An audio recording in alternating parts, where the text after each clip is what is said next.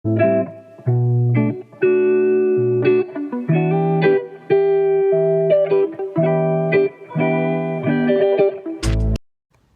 kita masuk ke sejarah, bimbingan dan konseling itu apa sih? Bimbingan dan konseling adalah suatu proses interaksi antara konselor dengan konseli, baik secara langsung maupun tidak langsung, dalam rangka untuk membantu konseli agar dapat mengembangkan potensi dirinya ataupun memecahkan permasalahan yang sedang dialaminya. Kita masuk ke sejarah. Pada tahun 1960, masuknya bimbingan dan penyuluhan pada setting sekolah. Selanjutnya, di tahun 1962, pejabat Indonesia melakukan peninjauan ke Amerika Serikat.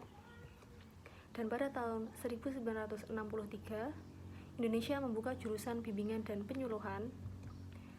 Lalu pada tahun 1964, lahirnya kurikulum SMA Gaya Baru.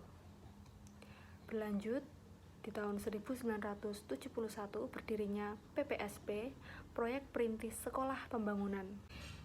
IKIP Malang yang didirikan berdasarkan Surat Keputusan Menteri Pendidikan dan Kebudayaan RI nomor 0172A/1971 tentang penunjukan proyek perintis sekolah pembangunan pada 8 IKIP negeri di seluruh Indonesia tertanggal 21 September 1971. Melalui proyek ini, bimbingan dan penyuluhan dikembangkan, juga berhasil disusun pola dasar rencana dan penanganan PB dan PPSP. Berlanjut, didirikannya IPBI tahun 1975. Pada 17 Desember 1975 di Malang, didirikan Ikatan Petugas Bimbingan Indonesia atau bisa disingkat IPBI yang menghimpun konselor lulusan program sarjana muda dan sarjana yang bertugas di sekolah dan para pendidik konselor yang bertugas di LPTK, juga para konselor dengan beragam latar belakang pendidikan yang secara fakta di lapangan bertugas sebagai guru pembimbing. Selanjutnya, SMK memperoleh peraturan yang sama. Pada tahun 1976, SMK memperoleh aturan yang sama karena terjadi kerjasama dengan jurusan bimbingan dan konseling Fakultas Ilmu Pendidikan IKIP Malang. Selanjutnya, penyempurnaan kurikulum dari kurikulum 1975 ke kurikulum 1984. Di tahun 1993 lahirnya SK Menpan.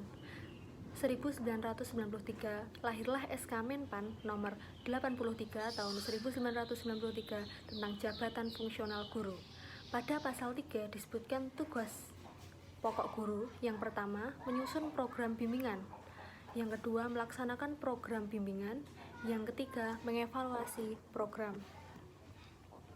Selanjutnya, di tahun 2001 Kongres 9 IPBI di Lampung, Kongres 9 IPBI menghasilkan perubahan nama organisasi dari IPBI menjadi Asosiasi Bimbingan dan Konseling Indonesia, bisa disingkat APKIN. Lalu di tahun 2003 diberlakukan UU nomor 20 tahun 2003 tentang Sistem Pendidikan Nasional yang bunyinya pendidikan adalah usaha sadar dan terencana untuk mewujudkan suasana belajar dan proses pembelajaran agar peserta 45 didik secara aktif mengembangkan potensi dirinya untuk memiliki kekuatan spiritual keagamaan, pengendalian diri, kepribadian, kecerdasan, akhlak mulia, serta keterampilan yang diperlukan dirinya, masyarakat, bangsa, dan negara. 2003 lahirnya UU tentang Pendidikan Nasional. Selanjutnya, tujuan bimbingan dan konseling. Tujuan bimbingan dan konseling adalah agar tercapainya perkembangan yang optimal pada individu yang dibimbing, dengan perkataan lain, agar individu atau siswa dapat mengembangkan dirinya secara optimal sesuai dengan potensi atau kapasitas, dan agar individu dapat berkembang sesuai dengan lingkungannya. Bimbingan dan konseling berkenaan dengan perilaku siswa. Oleh sebab itu, tujuan bimbingan dan konseling adalah dalam rangka yang pertama, membantu mengembangkan kualitas kepribadian individu yang dibimbing atau dikonseling. Yang kedua, membantu mengembangkan kualitas kesehatan mental klien. Yang ketiga, membantu mengembangkan perilaku-perilaku yang lebih efektif pada diri individu dan lingkungannya. Yang keempat, membantu klien menanggulangi problema hidup dan kehidupannya secara mandiri. Selanjutnya, fungsi bimbingan konseling. Pelayanan bimbingan dan konseling khususnya di sekolah dan madrasah memiliki 9 fungsi. Fungsi yang pertama yaitu fungsi pencegahan. Pelayanan melalui fungsi ini bertujuan untuk mencegah timbulnya masalah pada diri siswa sehingga mereka terhindar dari berbagai masalah yang dapat menghambat perkembangannya. Untuk yang kedua, fungsi pemahaman. Melalui fungsi ini, pelayanan bimbingan dan konseling dilaksanakan dalam rangka memberikan pemahaman tentang diri klien atau siswa beserta permasalahannya dan juga lingkungannya oleh klien itu sendiri dan oleh pihak-pihak yang membutuhkannya. Yang ketiga, fungsi pengentasan. Pelayanan bimbingan dan konseling diharapkan dapat mengatasi masalah yang dihadapi oleh siswa yang ia tidak dapat memecahkan masalahnya itu sendiri. Siswa yang mengalami masalah dianggap berada dalam suatu kondisi yang tidak mengenakkan sehingga perlu dikeluarkan dari kondisi tersebut. Oleh sebab itu, ia harus dientas atau diangkat dari keadaan yang tidak disukainya. Untuk yang keempat, fungsi pemeliharaan. Fungsi pemeliharaan di sini bukan sekedar mempertahankan agar hal-hal yang telah disebutkan di atas tetap utuh, tidak rusak, dan tetap dalam keadaan semula, melainkan juga mengusahakan agar hal-hal tersebut bertambah lebih baik dan berkembang. Untuk yang kelima, fungsi penyaluran.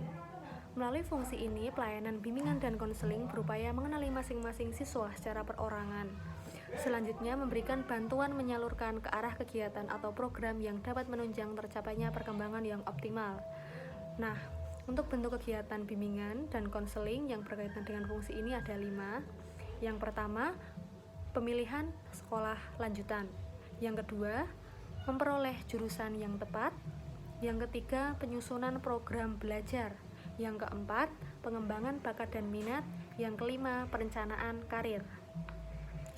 Untuk fungsi keenam, yaitu fungsi penyesuaian, fungsi pelayanan bimbingan dan konseling untuk membantu siswa memperoleh penyesuaian diri secara baik dengan lingkungannya, terutama lingkungan sekolah dan madrasah bagi para siswa. Yang ketujuh, fungsi pengembangan. Setiap siswa di sekolah tentunya memiliki potensi tertentu untuk dikembangkan. Melalui fungsi ini, pelayanan bimbingan dan konseling diberikan kepada para siswa untuk membantu para siswa dalam pengembangan keseluruhan potensinya secara lebih terarah. Untuk fungsi ke-8, fungsi perbaikan.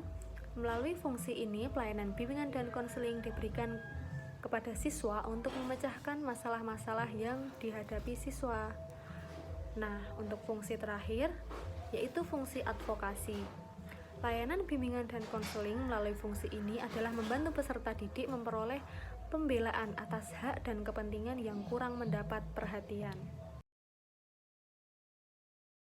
Prinsip-prinsip bimbingan konseling. Nah, prinsip-prinsip bimbingan konseling menurut Prayitno dan Erman Amti itu ada 4. Yang pertama, prinsip-prinsip yang berkenaan dengan sasaran layanan. Yang kedua, prinsip-prinsip yang berkenaan dengan masalah individual atau klien. Yang ketiga, prinsip-prinsip yang berkenaan dengan program pelayanan. Yang keempat, prinsip-prinsip yang berkenaan dengan tujuan dan pelaksanaan layanan. Landasan bimbingan dan konseling. Jadi, landasan bimbingan dan konseling itu ada 6. Yang pertama ada landasan filosofis. Landasan filosofis itu berhubungan dengan cara pandang terhadap peserta didik terkait dengan hakikat, tujuan, fungsi hidup, serta upaya mengembangkan potensi yang dimiliki peserta didik secara optimal. Yang kedua, landasan religius. Tujuan landasan religius itu untuk membentuk manusia yang beriman dan bertakwa. Kegiatan bimbingan konseling harus diselenggarakan terintegrasi dengan nilai-nilai agama. Untuk yang ketiga, landasan psikologis. Nah, guru pembimbing perlu menguasai pemahaman tentang peserta didik secara psikologis dalam rangka memfasilitasi perkembangan peserta didik dari aspek psikologinya. Yang keempat, landasan sosial budaya.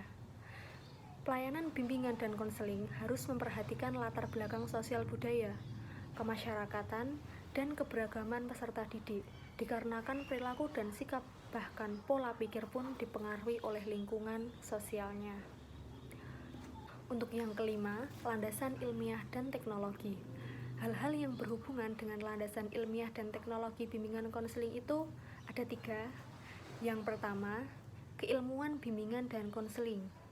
Yang kedua, peran ilmu-ilmu lain yang sangat penting bagi teori dan praktek bimbingan konseling seperti hukum, agama, biologi, statistik, dan lain-lain.